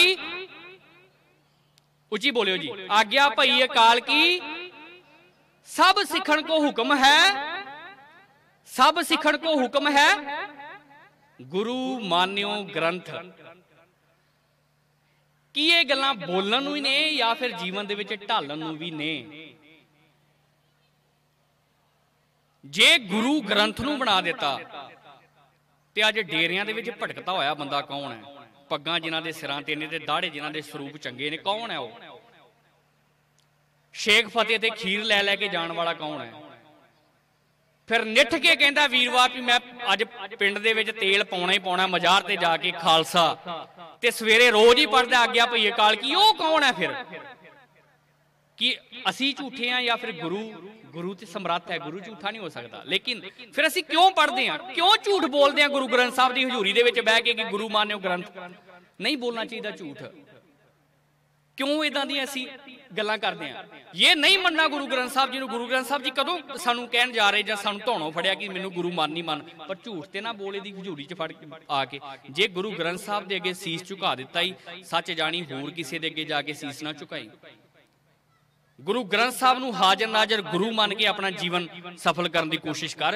इहदी शुरुआत कित्थों हुंदी है? गुरु नानक साहब जिन्हां दे बारे भाई साहब भाई गुरदास जी कहंदे ने कि गुरु साहब जो जगत जलंदे नूं तारन वास्ते, मैं बेसिक जी गल करांगा जी गुरु ग्रंथ साहब बारे, फिर असीं गां तुरांगे। ये समझण दी कोशिश करियो क्योंकि ये देखो जिथे सत्संग है ना उत्थे क्लास भी हुंदी है ते बुलारे दा ये फर्ज हुंदा है कि टू दी पॉइंट जांचियां परखियां ते खोजियां हुई गल्लां तुहाडे नाल जरूर करिए, इधर उधर दियां हवा दे विच ना मारीए। गुरु नानक देव जी महाराज जदों प्रचारक दौरियां वास्ते पूरी धरती दा दुनिया दा चक्कर कट्टन जांदे ने ते उदों भाई साहब भाई गुरदास जी कहंदे कि गुरु साहब जी दे कोल एक पुस्तक है, एक किताब है, जिहदे बारे भाई गुरदास जी कहंदे ने कि पुछण फोल किताब नो हिंदू वड्डा के मुसलमान होई। भी गुरु नानक देव जी नूं पुछदे ने मुसलमान उथे किताब जिहड़ी गुरु साहब जी दे कोल है उहनूं खिला के, वो किताब कादी सी जी? बाणी दी किताब सी, गुरबाणी सी। उहदे विच हिंदू वड्डा के मुसलमान वड्डा। गुरु साहब कहंदे ने शो बमला बाजो दोनों रोई। असीं इत्थे लै रहे हां कि गुरु साहब जी दे कोलों एक किताब सी, उहदे विच बाणी सी। दूजा आसा हथ, आसा दा भाव हुंदा सोटा, आसा हथ किताब कश कुजा बांग मुछल्ला धारी। भी गुरु नानक देव जी दे कोलों हमेशा एक पोथी रहिंदी सी, किताब रहिंदी सी, जिहदे विच पावन बाणी नूं दर्ज कीता जांदा सी, हमेशा तो रहिंदी सी। उहदे विच पावन बाणी नूं दर्ज कीता जांदा सी। उस तो बाद समा आउंदा जी गुरु अंगद देव जी महाराज जी दा। ਇਹਦੇ ਵਿੱਚ कवि संतोख सिंह जी चूड़ामणी गुरप्रताप सूरज ग्रंथ ਦੇ ਵਿੱਚ ਲਿਖਦੇ ਨੇ। ਅੱਜ ਨਾ ਸਾਡੇ ਗ੍ਰੰਥਾਂ ਦੇ ਬਾਰੇ ਵੀ ਬਥੇਰੇ ਭੁਲੇਖੇ ਪਾਉਣ ਦੀ ਕੋਸ਼ਿਸ਼ ਕੀਤੀ ਜਾ ਰਹੀ ਹੈ। ਖਾਲਸੇ ਦਾ ਕੰਮ ਹੈ, ਸਿੱਖ ਦਾ ਕੰਮ ਹੈ, ਜਿਹੜੀ ਚੰਗੀ ਚੀਜ਼ ਹੈ ਉਹਨੂੰ ਚੁੱਕ ਲਿਆ ਜਾਵੇ, ਜਿਹੜੀ ਮਾੜੀ ਉਹਨੂੰ ਇਗਨੋਰ ਕਰਤਾ ਜਾਵੇ, ਛੱਡ ਦਿੱਤਾ ਜਾਵੇ। ਲੇਕਿਨ ਅੱਜ ਅਸੀਂ ਉਹ ਘਟਨਾਵਾਂ ਨੂੰ ਆਪਣਾ ਫੇਮ ਲੈਣ ਵਾਸਤੇ ਕਹਿ ਲਓ, ਆਪਣੀ TRP ਲੈਣ ਵਾਸਤੇ ਕਹਿ ਲਓ, ਇਹੋ ਜਿਹੀਆਂ ਗੱਲਾਂ ਕਰਦੇ ਆ ਵੀ ਜਿਵੇਂ ਸਾਡੀ ਦੁਨੀਆ ਦੇ ਵਿੱਚ ਪ੍ਰਸਿੱਧੀ ਹੋਵੇ। ਜਿਵੇਂ ਅਖੌਤੀ ਸ਼ਿਵ ਸੈਨਾ ਵਾਲੇ ਨਹੀਂ ਕਰਦੇ ਕਿ ਸਾਨੂੰ ਫਲਾਣੇ ਨੇ ਧਮਕੀ ਦਿੱਤੀ ਜੀ ਤੁਹਾਡੇ ਤੇ ਬੰਬ ਸੁੱਟਣਾ ਹੈ ਤੇ ਕਹਿੰਦੇ ਕਿ ਜੀ 2 ਪੁਲਿਸ ਵਾਲੇ ਨਾਲ ਦੇ ਦਿਓ, ਬਸ ਫਿਰ ਬੱਲੇ ਬੱਲੇ ਆ। ਇਹ ਝੂਠੀਆਂ ਜੀਆਂ ਬਿਆਨਬਾਜ਼ੀਆਂ ਹੁੰਦੀਆਂ, ਅਸਲ ਦੇ ਵਿੱਚ ਹੁੰਦਾ ਕੁਝ ਨਹੀਂ ਕਿ ਬੱਲੇ ਬੱਲੇ ਜੀ ਹੁੰਦੀ ਰਹੇ ਸਮਾਜ ਦੇ ਵਿੱਚ। ਇਦਾਂ ਹੀ ਮੇਰੇ ਵਰਗੇ ਪ੍ਰਚਾਰਕਾਂ ਦਾ ਵੀ ਅੱਜ ਹਾਲ ਹੋ ਗਿਆ। ਅਸੀਂ ਉਹ ਮਾੜੀਆਂ ਗੱਲਾਂ ਕੱਢ ਕੇ ਸੰਗਤ ਦੇ ਵਿੱਚ ਲੈ ਕੇ ਆ ਰਹੇ ਹਾਂ ਕਿ ਜਿਹੜੀਆਂ ਨਹੀਂ ਲੈ ਕੇ ਆਉਣੀਆਂ ਚਾਹੀਦੀਆਂ। ਗੁਰੂ ਗ੍ਰੰਥ ਸਾਹਿਬ ਜੀ ਦੀ ਸੰਪੂਰਨ ਬਾਣੀ ਸਾਡੇ ਕੋਲ ਹੈ। ਇਹਦੀ ਕਥਾ ਅੱਜ ਤੱਕ ਸ਼ਾਇਦ ਹੀ ਕਿਸੇ ਨੇ ਕੀਤੀ ਹੋਵੇ, ਲੇਕਿਨ ਮਸਾਲੇਦਾਰ ਚੀਜ਼ਾਂ ਕੱਢ ਕੇ TRP ਭਾਲਣ ਦੀ ਕੋਸ਼ਿਸ਼ ਦੇ ਵਿੱਚ ਹੁੰਦੇ ਆ, ਉਹ ਗਲਤ ਗੱਲ ਹੈ, ਐਵੇਂ ਨਹੀਂ ਹੋਣਾ ਚਾਹੀਦਾ। ਸੋ ਗੁਰੂ ਅੰਗਦ ਦੇਵ ਜੀ ਮਹਾਰਾਜ ਜੀ ਦੇ ਕੋਲੋਂ ਜਦੋਂ ਪੋਥੀ ਆਉਂਦੀ ਹੈ, ਕਵੀ ਸੰਤੋਖ ਸਿੰਘ ਜੀ ਕਹਿੰਦੇ ਨੇ ਸੋ ਪੋਥੀ ਜੋਬਾਨ ਗੁਰੂ ਅੰਗਦ ਜੋਗ ਮਿਲੀ। ਗੁਰੂ ਅੰਗਦ ਦੇਵ ਜੀ ਬਹੁਤ ਘੱਟ ਬਾਣੀ ਦੀ ਰਚਨਾ ਕਰਦੇ ਨੇ, 62-63 ਸ਼ਲੋਕ ਲਗਭਗ। ਤੇ ਗੁਰੂ ਅੰਗਦ ਦੇਵ ਜੀ ਮਹਾਰਾਜ ਜੀ ਇਹ ਗੱਲ ਕਹਿੰਦੇ ਨੇ, ਤਿੰਨ ਕੋ ਕਿਆ ਉਪਦੇਸੀ ਹੈ ਜਿਨ ਗੁਰੂ ਨਾਨਕ ਦਿਓ, ਕਿ ਮੈਂ ਉਹਨਾਂ ਨੂੰ ਕੀ ਉਪਦੇਸ਼ ਕਰ ਸਕਦਾ ਕਿ ਜਿਨ੍ਹਾਂ ਦਾ ਗੁਰੂ ਬਾਬਾ ਨਾਨਕ ਹੋਵੇ। ਇਸ ਕਰਕੇ ਬਾਣੀ ਉਹਨਾਂ ਦੀ ਥੋੜੀ ਹੁੰਦੀ ਹੈ, ਉਹ ਪੋਥੀ ਗੁਰੂ ਅੰਗਦ ਦੇਵ ਜੀ ਨੂੰ ਮਿਲਦੀ ਹੈ। ਗੁਰੂ ਅੰਗਦ ਦੇਵ ਜੀ ਦੀ ਉਹ ਬਾਣੀ ਵਿੱਚ ਸਮਿਲਿਤ ਕਰਕੇ ਉਹ ਪੋਥੀ ਗੁਰੂ ਅਮਰਦਾਸ ਜੀ ਮਹਾਰਾਜ ਜੀ ਦੇ ਕੋਲੋਂ ਆਉਂਦੀ ਹੈ, ਜਿਹਦੇ ਬਾਰੇ ਗੁਰੂ ਅਮਰਦਾਸ ਜੀ ਮਹਾਰਾਜ ਜੀ ਕਹਿੰਦੇ ਨੇ, ਬਾਣੀ ਦੀ ਰਚਨਾ ਕਰਦੇ ਨੇ ਗੁਰੂ ਅਮਰਦਾਸ ਜੀ ਮਹਾਰਾਜ, ਔਰ ਉਹ ਪੋਥੀ ਜਿਹੜੀ ਹੈ ਗੁਰੂ ਰਾਮਦਾਸ ਜੀ ਮਹਾਰਾਜ ਜੀ ਨੂੰ ਅੱਗੇ ਦਿੰਦੇ ਨੇ। ਗੁਰਬਾਣੀ ਦੇ ਪ੍ਰਚਾਰ ਦੇ ਲਈ 22 ਮੰਜੀਆਂ ਦੀ ਸਥਾਪਨਾ ਗੁਰੂ ਅਮਰਦਾਸ ਜੀ ਮਹਾਰਾਜ ਕਰਦੇ ਨੇ। ਹੁਣ 22 ਮੰਜੀਆਂ ਕੀ ਸਨ? ਉਹ ਪੀੜੇ ਸਨ ਜਿਹਦੇ ਉੱਪਰ ਬੈਠ ਕੇ ਪ੍ਰਚਾਰਕ ਸੰਗਤਾਂ ਨੂੰ ਵਿਖਿਆਨ ਕਰਿਆ ਕਰਦਾ ਸੀ। ਉਹ 22 ਵੱਖ-ਵੱਖ ਕੇਂਦਰ ਥਾਪੇ ਗਏ ਸਿੱਖੀ ਦੇ। ਫਿਰ ਉਹ ਪੋਥੀ ਗੁਰੂ ਰਾਮਦਾਸ ਜੀ ਮਹਾਰਾਜ ਜੀ ਦੇ ਕੋਲੋਂ ਆਉਂਦੀ ਹੈ। ਤੀਜੇ ਪਾਤਸ਼ਾਹ ਕਹਿੰਦੇ ਨੇ, ਆਵੋ ਸਿੱਖ ਸਤਿਗੁਰੂ ਕੇ ਪਿਆਰਿਓ, ਗਾਵੋ ਸੱਚੀ बाणी कि सच्ची बाणी नूं गायन करो। चौथे पातशाह जी कहते ने सतगुर की रीसे होर कच पिच बोलदे से कुड़ियार कूड़े झड़ पड़ी है। हुण जदों सिख पंथ जुड़ना शुरू हो गया, बाबे नानक दी विचारधारा दे नाल लोकी जुड़ना शुरू हो गए, वर्त रखने छड़ दिते, टूणे करने कराने छड़ दिते, तीर्थां ते जाना छड़ दिता, वहमां भरमां दे विच जाना छड़ दिता, मौलवियां पंडितां दे कोल जाना छड़ दिता। दुकानदारियां जदों बंद होणियां शुरू हो गईयां ते समाज दे विच त्राही मच गई भी एक पंथ इहो जिहा आया है जिस पंथ दे विच कोई वहम भरम नहीं, वो केवल गुरु दे नाल जोड़दा है, वो केवल खेड़ा ते खुशियां बख्शदा है, वो बाबे नानक दा पंथ है। उदों ये दुकानदार किस्म दे लोग जिन्हां दीयां दुकानां बंद हो गईयां, वो गुरबाणी दे विच रला पाउण दी कोशिश फिर उन्हां ने शुरू कर दित्ती। गुरबाणी दे विच रला पाउण दी कोशिश शुरू कर दी। गुरु ग्रंथ साहब दी साडे कोलों आए किवें, मैं वो इतिहास तुहाडे नाल साझा कर रहा। ਉਹਦੇ ਵਿੱਚ ਜਦੋਂ ਰਲਾ ਪਾਉਣਾ ਸ਼ੁਰੂ ਕਰ ਦਿੱਤਾ ਤੇ ਗੁਰੂ ਅੱਗੇ ਸਮਾਂ ਆਉਂਦਾ ਗੁਰੂ ਅਰਜਨ ਦੇਵ ਜੀ ਮਹਾਰਾਜ ਜੀ ਦਾ। ਗੁਰੂ ਅਰਜਨ ਦੇਵ ਜੀ ਮਹਾਰਾਜ ਜੀ ਕਹਿੰਦੇ ਨੇ ਬਚਨ ਕੀਤਾ ਭਾਈ ਗੁਰਦਾਸ ਬਾਣੀ ਜੁਦਾ ਕਰੀਏ, ਮੀਣੇ ਪਾਉਂਦੇ ਨਹੀਂ ਰਲਾ ਵਿੱਚ ਸੇ ਰਲਾ ਨਾ ਧਰੀਏ। ਮੀਣੇ ਕੋਸ਼ਿਸ਼ ਕਰ ਰਹੇ ਗੁਰਬਾਣੀ ਦੇ ਵਿੱਚ ਰਲਾ ਪਾਉਣ ਦੀ, ਗੁਰਬਾਣੀ ਦੇ ਵਿੱਚ ਮਿਲਾਵਟ ਕਰਨ ਦੀ, ਉਹ ਮਿਲਾਵਟ ਕਿਤੇ ਹੋ ਨਾ ਜਾਏ। ਭਾਈ ਗੁਰਦਾਸ ਜੀ ਗੁਰਬਾਣੀ ਨੂੰ ਇਕੱਤਰ ਕਰੀਏ। मेहरबान पुत पृथ्वी का, बाबा पृथ्वी चंद उन्हां दा पुत्र मेहरबान, मेहरबान पुत पृथ्वी का कबीशरी करे, फारसी हिंदवी नाले गुरमुखी पढ़े, तिन भी बाणी बहुत बनाई, पर भोग गुरु नानक दा ही पाई। गुरबाणी उन्हें भी बहुत लिखी है, लेकिन अखीर दे विच ओह जिहड़ी मोहर लाउंदा ना ओह गुरु नानक साहब दे नाम दी ला दिंदा। हुण उत्थे रौला पै गया भी असल बाणी किहड़ी ते नकली बाणी किहड़ी है।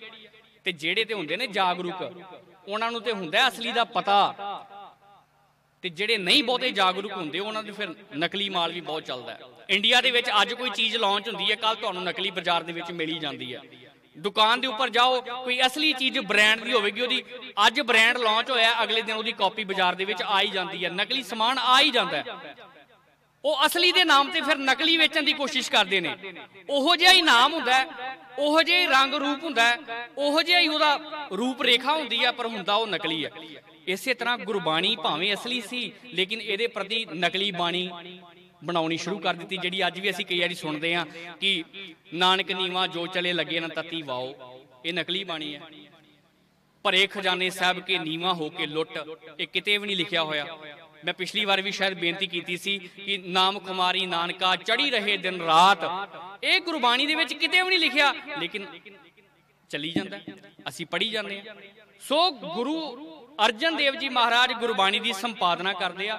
फिर संपादना भी इहो जी करते हैं कि ये जिहड़ी साध संगत जी किते वेखियो गुरु ग्रंथ साहब दे विच जिहड़ी गिनती लिखी हुई है ना, गिनती ओहदा भी कोई ना कोई अखर है।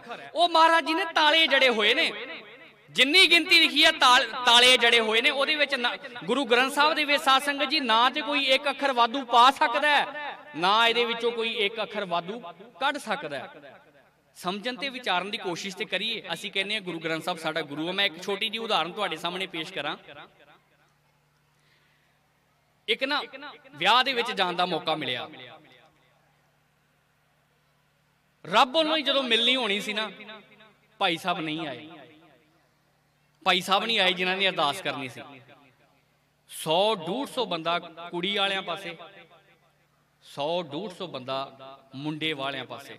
भाई साहब हुण नहीं आए, हत्थां पैरां दी पै गई कि अरदास कौन करे, आखो सतनाम श्री वाहिगुरू। अरदास दा ठेका ते लिख के दे दिता ना, भाई साहब ही करनगे। जे किसी होर ने की तो पता नहीं तोप का गोला ना डिग जाए भी मैं अज पेंट कोट पाया, मैं अरदास करा, लोग कह बाबा बनया, बाबे वर्गा लगन दिया ना, अज मैं जेंटलमैन बनया, अज नहीं अरदास करनी। कोई वो अरदास करने वास्ते नितरिया नहीं, माफ करियो अरदास करनी आउंदी ही नहीं सी। आउंदी हुंदी तो फिर नितर देना। 5-7 मिनट उड़ीकिया, मैं देख रहा था कि हुंदा की है, असी तो फिर करनी सी। उदों दास ने अरदास की, लेकिन घर आके ना मन बड़ा परेशान रहा भी गुरु ग्रंथ साहब जी महाराज गुरता गद्दी मिली नूं कितना चिर हो गया, ते अज सिखां तेरियां नूं अरदास करनी ना आवे, ये गलती की दी। गल ते छोटी लगेगी तुहानूं भी कोई वड्डी गल नहीं है, बाबे अरदास करदे सानूं की, लेकिन समझिओ असीं इन्ने वेसले हो गए अपने इतिहास प्रति। सरकारां दे ते जोर लगे हुए ने साथों साडा इतिहास तुड़वाउण वास्ते, दूर लैके जाण वास्ते। मैं अगां फेर आवां, मैं एक छोटी जी उदाहरण तुहाडे नाल सांझी करां। याद करो हुकूमत किदां काम करदी आ, हुकूमत स्टेट किदां काम करदी आ। भाई तारू सिंह जी जिन्हां दा इतिहास हुणे ज्ञानी भगवंत सिंह जी होरां दे कोलों आप जी ने सुनिया, उस समय ना सरकार दी सोच वेखो। सरकार ने कह दिता भी कोई बंदा गुड़ नहीं कहेगा, गुड़ गुड़ जिहड़ा असीं खाईदा। पुछया क्यों, क्यों नहीं कोई गुड़ कहेगा? कह लगे जो गुड़ कहते हैं ना गुरु चेता आउंदा है। सरकार दा इन्ना जोर लग गया, हुकूमत दा इन्ना जोर लग गया भी इहनूं गुरु भी चेता ना आवे। उहदे नाल दे रलदे मिलदे शब्द ही बंद कर दिते। कहंदे जी गुरु नहीं कहण देना, गुड़ नहीं कहण देना, गुड़ कहण दे नाल गुरु चेता आउंदा है। जदों साडे ते घल्लू घारे वापरे ने, गुड़ शब्द ते पाबंदी ला दित्ती। उदों कहंदे इहनूं रोड़ी कहो, रोड़ी भी गुड़ कहण लग्या गुरु चेते आउंदा है। ते जेड़े लफ्जां दे नाल, जेड़े अल्फाजां दे नाल अज दे समय च सानूं गुरु चेता होना है, साडे घरां दे विच बोले जांदे, अज बिल्कुल नहीं बोले जांदे। अज असीं घरां दे किन्ने क घर ने जिहदे विच कहा जांदा कि प्रशादा छकना है, बहुते रोटी खानी कहा जांदा है। किन्ने कु सज्जन ने जेड़े कोई अज चढ़ाई कर जाए तो यह गल कही जाती है भी अगला अकाल चलाना कर गया है। कोई सज्जन चढ़ाई कर गया है, गुरपुरी चला गया है, स्वर्गवास हो गया है, मुंह पाड़ के कहा जाता है कि फलाना मर गया है। ये शब्दों के नाल गुरु चेते आउंदा सानू क्यों? आही गल सी कि साडे वडेरियां ने लफ्ज ही इहो जिहे रखे होए सन जिस नाल गुरु चेता आउंदा सी। गुरु अंग संग रहिंदा सी। कला बंदा किसे पासे जांदा सी ते क्या जांदा सी किधर चलियां ने फौजां, गुरु चेता आउंदा सी इन्हां लफ्जां दे नाल। अन्न भंडारे इदां दे लफ्ज वरते जांदे सन। लेकिन अज दे समय दे विच सानू गुरु दे नालों भी जिथों असीं दूर होए, असीं वो लफ्ज कहने भी भुल गए। सानू ते फतेह बुलाउण लग्गियां भी हुण कई बारी शर्म आउंदी है। वो भी फतेह बुलाउण लग्गियां एवें लगदा है कि फलाना कहे ना कि यार तू बाबा जिहा लगदा है, फतेह दे बाबे बुलाउंदे ने। ये चीज़ां समझण ते विचारन वालियां ने साध संगत जी। क्यों साडे घरां दे विचों चीज़ां बाहर गईयां? वेखो हुणे तुहाडे नाल ओह गल साझी कीती सी मैं भाई साहब भाई तारू सिंह जी दे जीवन चों एक घटना साझी करके अगाह तुरां। भाई साहब भाई तारू सिंह जी नौजवान ने, चेहरा इन्हां दा दगदा करदा, दाड़ी दा एक वाल भी हजे एक केस भी जिहड़ा ना ओह चिट्टा नहीं होया, दाड़ी दा एक केस भी हजे चिट्टा नहीं होया भाई तारू सिंह जी दा। हथकड़ियां लाइयां होईयां, पूले पिंड तो पहला पधाने लैके गए ने, पधाणियों फिर इन्हूं लाहौर लैके जाया जाता है। मोमन खान की ड्यूटी लगती है कि इनू जकरिया खान के दरबार दे विच पेश करना है। मैं स्पिट की गल कर लगा, सिक्खी स्पिट की जिहड़ी साथों खुस गई, जिहड़ियां सरकारां ने भी जोर लाया कि साथों खुस जाए। भाई गुरदास जी नूं जकरिया खान के दरबार दे विच पेश किया गया, हथकड़ी लगी हुई है। मोमन खान अंदर लैके गया। भाई गुरदास जी जदों जांदे गज के फतेह बुलाउंदे ने, वाहिगुरू जी का खालसा वाहिगुरू जी की फतेह। उत्थे दीवान लखपत राय बैठा होया है। दीवान लखपत राय उसे समय कहंदा तारू सिंह जी नूं, तारू सिंह ये कोई आनंदपुर साहब की धरती थोड़ी है, ये कोई दरबार साहब थोड़ी है जिथे तू गज के फतेह बुलाएगा। एक खान बहादुर खान जकरिया खान जिहड़ा इस समय नाज़म है पंजाब दा, ओहदा दरबार है। इत्थे सलाम वालेकुम करना पएगा, माफी मंग, माफी मंग ते सलाम वालेकुम कर, इनू सलाम दुआ कर, फतेह इत्थे नहीं गजाई जा सकती। ते भाई साहब भाई तारू सिंह जी का जलाल वेखण वाला सी साध संगत जी। सूरज का जलाल भी उन्हां सामने फिक्का पै रहा सी। अखां एकदम चमक रही सन, चेहरे दे उपर लाली सी, शरीर एकदम तणिया होया सी, हथ भावें पिछे बधे हुए सन। भाई साहब भाई तारू सिंह जी ने चढ़दी कला दे नाल कहा, कह लगा जकरिया खान ये फतेह साडी नहीं, साडे गुरु ने सानू बख्शी है। इस फतेह दी चढ़दी कला दे लई, इस फतेह नूं दुनिया ते रखण दे लई असीं जान लै भी सकदे हां ते असीं जान दे भी सकदे हां। तू कहना फतेह ना बुला, याद रखी जिन्नी देर तक ये धरती दे चन्न ते तारे रहणगे उन्नी देर तक गुरु का खालसा फतेह चढ़दी कला दे नाल गजाउंदा रवेगा। भाई तारू सिंह जी ने जोर दे नाल एक बार फिर आख्या, वाहिगुरू जी का खालसा वाहिगुरू जी की फतेह। कि अज असीं घरां दे विच फतेह बुलाउने आ या देखो कल्चर किदां दा हो गया साडा, समझण दी कोशिश करिए साध संगत जी। जोर लग्या होया गुरु ग्रंथ साहब दे नालों सानू तोड़न दे लई। साडी चढ़दी कला किहो जी हुंदी सी। सन 1790 दी गल है, अंग्रेजां दा एक जथा पंजाब आउंदा है। ਉਹ आंदे जी आरमोर दे बारे जानकारी लैन। आरमोर हुंदा सुरक्षा कवच, ਸਮਝੋ ਹੁਣ ਇਸ ਨੁਕਤੇ ਨੂੰ ਸਮਝੋ। ਸੁਰੱਖਿਆ ਕਵਚ ਜਿਹੜਾ ਜੰਗਾਂ ਯੁੱਧਾਂ ਦੇ ਵਿੱਚ ਲੜਨ ਲੱਗੇ ਪਾਉਂਦੇ ਨੇ ਨਹੀਂ, ਜਰਨੈਲ ਪਾਉਂਦੇ ਨੇ ਆਪਣੇ ਸਰੀਰਾਂ ਤੇ, ਉਹਨੂੰ ਆਰਮੋਰ ਕਹਿੰਦੇ ਨੇ ਅੰਗਰੇਜ਼ੀ ਦੇ ਵਿੱਚ। ਉਹ ਬਾਹਰੋਂ ਆਉਂਦੇ ਨੇ ਅੰਗਰੇਜ਼ ਤੇ ਪੰਜਾਬ ਦੇ ਵਿੱਚ ਇਸ ਕਰਕੇ ਆਉਂਦੇ ਨੇ ਕਿ ਉਹਨਾਂ ਦੀ ਡਿਊਟੀ ਲੱਗਦੀ ਹੈ ਕਿ ਦੁਨੀਆ ਭਰ ਦੇ ਵਿੱਚ ਜਿੰਨੀਆਂ ਜੁਝਾਰੂ ਕੌਮਾਂ ਹੋਈਆਂ ਉਹ ਕੌਮਾਂ ਦੇ ਸੁਰੱਖਿਆ ਕਵਚ ਕਿਹੋ ਜਿਹੇ ਨੇ, ਉਹਨਾਂ ਦੇ ਸਿਰ ਤੇ ਪਾਉਣ ਵਾਲੀਆਂ ਟੋਪੀਆਂ ਕਿਹੋ ਜਿਹੀਆਂ ਨੇ, ਉਹ ਕਿਹੋ ਜਿਹੇ ਹਥਿਆਰ ਵਰਤਦੇ ਨੇ, ਉਹ ਤੁਸੀਂ ਜਾਣਕਾਰੀ ਲੈ ਕੇ ਆਉਣੀ ਹੈ। ਜਦੋਂ ਪੰਜਾਬ ਆਉਂਦੇ ਨੇ, ਪੰਜਾਬ ਦੇ ਵਿੱਚ ਜੀ ਉਸ ਸਮੇਂ ਮਿਸਲਾਂ ਦਾ ਰਾਜ ਹੈ, 12 ਮਿਸਲਾਂ ਰਾਜ ਕਰਦੀਆਂ, ਸਨ 1790 ਦੀ ਗੱਲ ਆ। ਮਿਸਲਾਂ ਦਾ ਜਦੋਂ ਰਾਜ ਆ ਤੇ ਇੱਕ ਨਿਹੰਗ ਸਿੰਘ ਨੂੰ ਉਹ ਆ ਕੇ ਮਿਲਦੇ ਨੇ ਤੇ ਨਿਹੰਗ ਸਿੰਘ ਘੋੜੇ ਤੇ ਚੜਿਆ, ਦਮਾਲਾ ਸਜਾਇਆ, ਮੁਸ਼ਾਇਰਾ ਇੱਕਦਮ ਐਨ ਚੜ੍ਹਦੀ ਕਲਾ ਦੇ ਵਿੱਚ ਹੈ, ਘੋੜਾ ਵੀ ਚੜ੍ਹਦੀ ਕਲਾ ਦੇ ਵਿੱਚ ਹੈ। ਤੇ ਅੰਗਰੇਜ਼ ਰੁਕਿਓ ਭਾਈ ਸਾਹਿਬ ਜੀ, ਖਿਲਾਰਦੇ ਕਹਿੰਦੇ ਉਹਨੂੰ, ਗੱਲਬਾਤ ਕਰਦੇ ਆ ਆਪਣੇ ਦੁਭਾਸ਼ੀਏ ਦੇ ਨਾਲ। ਕਹਿਣ ਲੱਗੇ ਜੀ ਤੁਸੀਂ ਕਿਸੇ ਫੌਜ ਦੇ ਸਿਪਾਹੀ ਲੱਗਦੇ ਹੋ, ਜਿਹੜਾ ਤੁਸੀਂ ਸੁਰੱਖਿਆ ਕਵਚ ਵਰਤਦੇ ਹੋ ਕਿਹੋ ਜਿਹਾ ਹੁੰਦਾ? ਤੁਸੀਂ ਸ਼ਰੀਰ ਸਾਹਿਬ ਵੀ ਪਾਈ ਹੈ, ਬਾਣੇ ਦੇ ਵਿੱਚ ਵੀ ਹੋ, ਜੰਗੀ ਜੁਝਾਰੂ ਯੋਧੇ ਵੀ ਲੱਗ ਰਹੇ ਹੋ, ਲੇਕਿਨ ਤੁਹਾਡਾ ਜਿਹੜਾ ਸੁਰੱਖਿਆ ਕਵਚ ਹੈ ਨਾ ਉਹ ਲੱਭ ਨਹੀਂ ਰਿਹਾ, ਉਹ ਕਿਹੋ ਜਿਹਾ? ਸੁਰੱਖਿਆ ਕਵਚ ਮੋਹਰੀ ਜਰਨੈਲ ਹੀ ਵਰਤਦੇ ਹੁੰਦੇ ਸਨ। ਕਈ ਤਾਰਾਂ ਦਾ ਹੁੰਦਾ ਸੀ ਸਾਧ ਸੰਗਤ ਜੀ, ਸੰਗਲਾਂ ਦਾ, ਕਈ ਲੋਹੇ ਦਾ ਹੁੰਦਾ ਸੀ, ਕਈ ਕਿਸੇ ਹੋਰ, ਕਈ ਲੱਕੜ ਦਾ ਵੀ ਹੁੰਦਾ ਸੀ ਵਰਤਣ ਵਾਸਤੇ। ਤੇ ਨਿਹੰਗ ਸਿੰਘ ਕਹਿਣ ਲੱਗਾ ਸੁਰੱਖਿਆ ਕਵਚ ਦੀ ਗੱਲ ਕਰਦਾ, ਸਾਡੇ ਕੋਲ ਹਮੇਸ਼ਾ ਹੀ ਸੁਰੱਖਿਆ ਕਵਚ ਰਹਿੰਦਾ। ਉਹ ਕਹਿਣ ਲੱਗੇ ਜੀ ਕਿਹੜਾ? ਨਿਹੰਗ ਸਿੰਘ ਨੇ ਨਾ ਨਾਲ ਦੇ ਸਿੰਘ ਨੂੰ ਕਿਹਾ ਕਿ ਆ ਝੋਲਾ ਫੜਾ ਖਾਂ ਜਰਾ ਕਿ ਮੈਨੂੰ। ਝੋਲਾ ਫੜਿਆ, ਵੇਖਣ ਨੂੰ ਲੱਗ ਰਿਹਾ ਸੀ ਕਿ ਇਹਦੇ ਵਿੱਚ ਕੱਪੜੇ ਹੋਣਗੇ।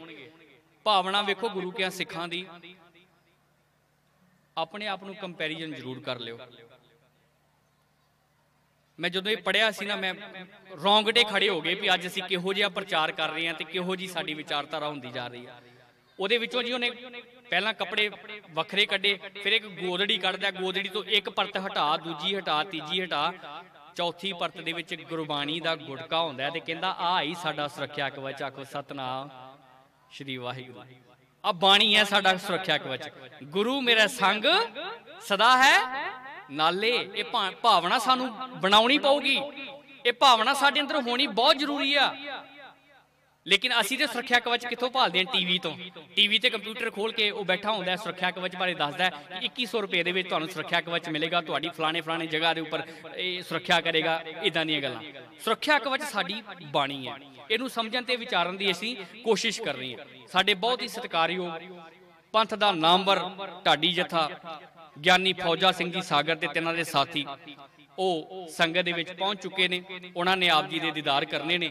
ਅਸੀਂ ਸੰਗਤ ਵੱਲੋਂ ਇਹਨਾਂ ਨੂੰ ਤਹਿ ਦਿਲ ਤੋਂ ਜੀ ਆਇਆਂ ਨੂੰ ਕਹਿੰਦੇ ਆ। ਖੈਰ, ਗੁਰੂ ਗ੍ਰੰਥ ਸਾਹਿਬ ਜੀ ਮਹਾਰਾਜ ਜੀ ਦੀ ਅਸੀਂ ਗੱਲ ਕਰ ਰਹੇ ਸਾਂ। ਭਾਈ ਸਾਹਿਬ ਭਾਈ ਗੁਰਦਾਸ ਜੀ ਕਹਿੰਦੇ ਨੇ, ਕਹਿੰਦੇ ਜੇਕਰ ਤੇ ਬੰਦਾ ਕੋਈ ਹੋਵੇ ਸ਼ਰਾਬ ਪੀਂਦਾ ਜਾਂ ਫਿਰ ਨਸ਼ੇ ਦੇ ਵਿੱਚ ਪਿਆ ਹੋਇਆ, ਉਹ ਬੰਦਾ ਜਦੋਂ ਗੁਰੂ ਘਰ ਵਾਲੇ ਪਾਸੇ ਮੁੜਦਾ ਹੈ ਤੇ ਲੋਕੀ ਕਹਿੰਦੇ ਨੇ ਕਿ ਬਹੁਤ ਵਧੀਆ ਹੋਇਆ, ਬੜਾ ਚੰਗਾ ਹੋਇਆ, ਇਹਦਾ ਜੀਵਨ ਸਫਲਾ ਹੋ ਗਿਆ। ਕਹਿੰਦੇ ਪਰ ਦੂਜੇ ਪਾਸੇ ਬੰਦਾ ਚੰਗਾ ਭਲਾ ਹੋਵੇ, ਉਹ ਨਸ਼ਿਆਂ ਵਾਲੇ ਪਾਸੇ ਚਲੇ ਜਾਏ ਤੇ ਸਮਾਜ ਉਹਨੂੰ ਲਾਹਨਤਾਂ ਪਾਉਂਦਾ, ਉਹਨੂੰ ਕਹਿੰਦਾ ਕਿ ਤੂੰ ਕਿਹੜੇ ਪਾਸੇ ਤੁਰ ਪਿਆ। ਭਾਈ ਸਾਹਿਬ ਭਾਈ ਗੁਰਦਾਸ ਜੀ ਅਗਲੀ ਉਦਾਹਰਨ ਦੇ ਵਿੱਚ ਕਹਿੰਦੇ ਨੇ ਕਿ ਮਨੁੱਖ ਹੋਵੇ, ਇੱਕ ਮਿਹਨਤ ਕਰਦਾ, ਪੈਸੇ ਤੋਂ ਰੁਪਈਆ ਬਣਾਉਂਦਾ, ਰੁਪਈਏ ਤੋਂ ਉਹ ਅੱਗੇ ਵਪਾਰ ਵਧਾਉਂਦਾ, ਸੋਨੇ ਦਾ ਵਪਾਰ ਕਰਦਾ, ਹੀਰਿਆਂ ਦਾ ਵਪਾਰ ਕਰਦਾ ਤੇ ਦੁਨੀਆ ਦੇ ਵਿੱਚ ਉਹਦਾ ਸਨਮਾਨ ਕੀਤਾ ਜਾਂਦਾ ਕਿ ਫਲਾਣੇ ਬੰਦੇ ਨੇ ਇੰਨੀ ਮਿਹਨਤ ਕਰਕੇ ਆਪਣਾ ਵਪਾਰ ਵਧਾਇਆ। ਤੇ ਦੂਜੇ ਪਾਸੇ ਭਾਈ ਗੁਰਦਾਸ ਜੀ ਕਹਿੰਦੇ ਕਿ ਜਿਹੜਾ ਹੀਰਿਆਂ ਦਾ ਵਪਾਰੀ ਹੋਵੇ, ਉਹ ਆਪਣੇ ਵਪਾਰ ਨੂੰ ਖਤਮ ਕਰਦਾ ਹੌਲੀ ਹੌਲੀ ਕੌਡੀਆਂ ਤੇ ਆ ਜਾਏ ਤੇ ਦੁਨੀਆ ਫਿਰ ਕਹਿੰਦੀ ਹੈ ਕਿ ਇਹ ਕਾਹਦਾ ਪੁੱਤਰ ਹੋਇਆ, ਇਹ ਕਾਹਦਾ ਸੁਪੁੱਤਰ ਹੋਇਆ, ਇਹਨੇ ਤੇ ਆਪਣਾ ਸਾਰਾ ਵਪਾਰ ਹੀ ਖਤਮ ਕਰ ਲਿਆ। ਭਾਈ ਗੁਰਦਾਸ ਜੀ ਅੱਗੇ ਕਹਿੰਦੇ ਨੇ ਕਿ ਲੋਕ ਜਾਂਦੇ ਹੋਣ ਵਹਿਮਾਂ ਭਰਮਾਂ ਦੇ ਵਿੱਚ ਪਏ ਹੋਣ, ਮਾੜੇ ਕੰਮਾਂ ਦੇ ਵਿੱਚ ਪਏ ਹੋਣ, ਮਜ਼ਾਰਾਂ ਦੇ ਉੱਪਰ ਜਾਂਦੇ ਹੋਣ, ਡੇਰੇ ਡਾਰਾਂ ਦੇ ਲੜ ਲੱਗੇ ਹੋਣ, ਕਿਸੇ ਦੇਹਧਾਰੀ ਨੂੰ ਆਪਣਾ ਗੁਰੂ ਮੰਨਦੇ ਹੋਣ, ਉਹਨੂੰ ਵਕਲ ਆ ਜਾਏ ਤੇ ਉਹ ਗੁਰੂ ਗ੍ਰੰਥ ਸਾਹਿਬ ਦੇ ਨਾਲ ਜੁੜ ਜਾਏ ਤੇ ਲੋਕੀ ਕਹਿੰਦੇ ਨੇ ਕਿ ਇਹਦਾ ਜੀਵਨ ਬਦਲ ਗਿਆ। ਇਹ ਪ੍ਰਤੱਖ ਗੁਰੂ, ਹਾਜ਼ਰ ਨਾਜ਼ਰ ਗੁਰੂ, ਜੁਗੋ ਜੁਗ ਅਟਲ ਗੁਰੂ ਸ਼੍ਰੀ ਗੁਰੂ ਗ੍ਰੰਥ ਸਾਹਿਬ ਦੇ ਨਾਲ ਜੁੜ ਗਿਆ, ਇਹਦਾ ਜੀਵਨ ਬਦਲ ਗਿਆ।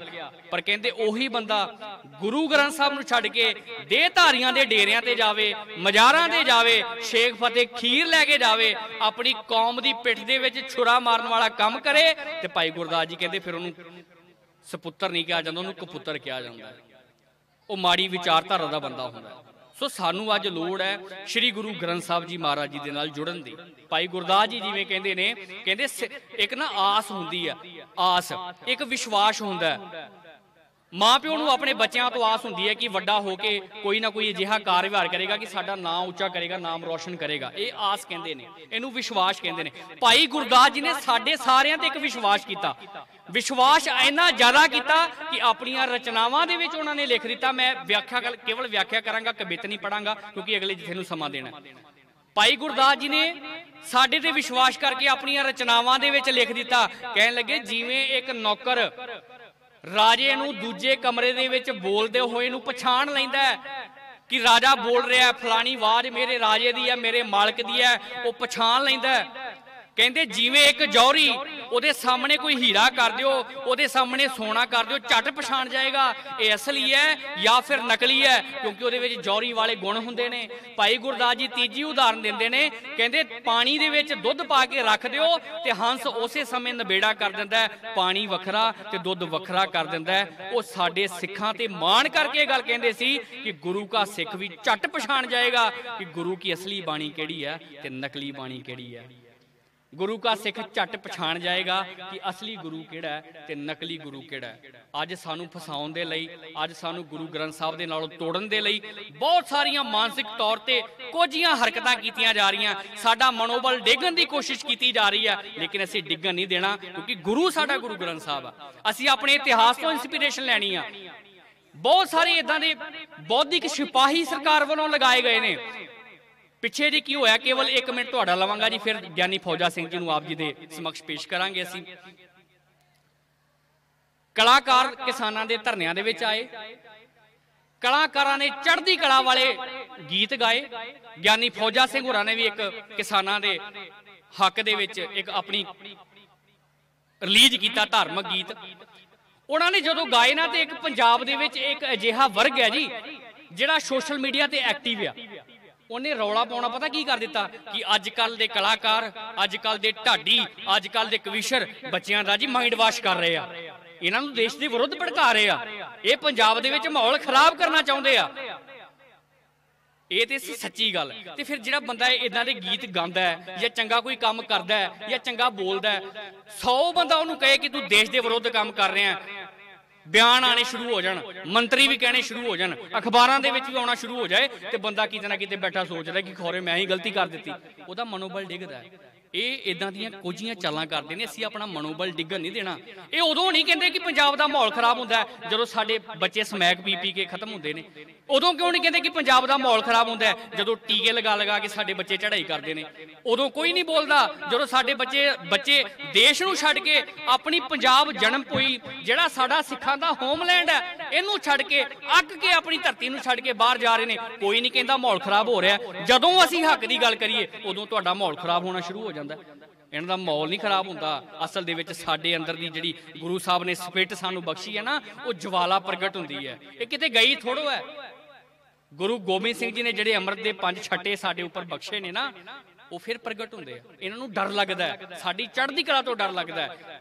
ਜਿੱਥੇ ਜਾਓ ਦੁਨੀਆ ਦੇ ਵਿੱਚ ਖਾਲਸਿਆਂ ਦੀ, ਇੰਡੀਆ ਨੂੰ ਕੋਈ ਜਾਣਦਾ ਨਾ ਹੋਵੇ, ਪੰਜਾਬ ਨੂੰ ਸਾਰੇ ਜਾਣਦੇ ਨੇ ਕਿ ਸਿੱਖ ਪੰਜਾਬ ਤੋਂ ਹੈ। ਸਿੱਖਾਂ ਨੂੰ ਇੰਡੀਆ ਕਰਕੇ ਘੱਟ ਤੇ ਪੰਜਾਬੀਆਂ ਕਰਕੇ ਜ਼ਿਆਦਾ ਜਾਣਿਆ ਜਾਂਦਾ, ਕਿਉਂਕਿ ਸਾਡੀਆਂ ਰਵਾਇਤਾਂ ਇਦਾਂ ਦੀਆਂ ਨੇ।